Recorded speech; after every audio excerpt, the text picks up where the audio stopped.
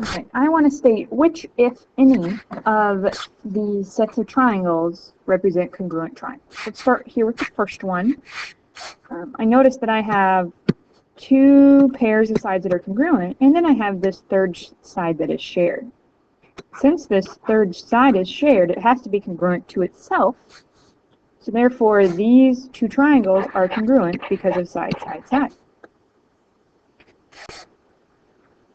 Looking here, we have a similar situation. I know that I have a right angle, which means that both of these angles have to be right.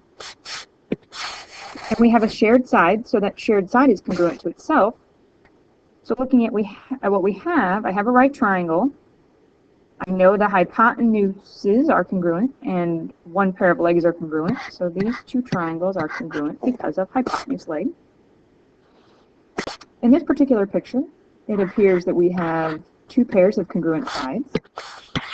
And notice we have a pair of vertical angles. So these two triangles are congruent because of side angle side. Looking at this one, again, we have a shared side, so that means that side has to be congruent to itself. And these two triangles would then be congruent because of side angle side again. Here, we have two pairs of angles that are congruent, another pair of angles that are congruent, and a third pair of angles that are congruent.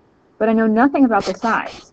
So this would be like an angle, angle, angle situation, which isn't a rule that we've been given.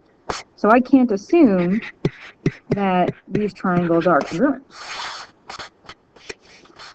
Here, it's similar to this side angle side example above it. I have a pair of vertical angles, which I know to be congruent.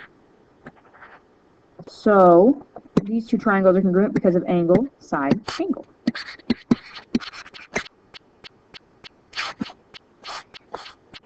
For this picture, I have a pair of congruent sides and another pair of congruent sides, and then an angle that appears to be outside of those two congruent sides. So this would be like a side-side angle situation, which is not a rule.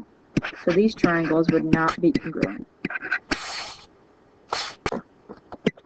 For this one, again, I have a shared side, so that means that that shared side has to be congruent to itself. I have a pair of angles and another pair of angles. So my reason why these two triangles would be congruent would be angle, angle, side. And the last one, looks like we have two right triangles here.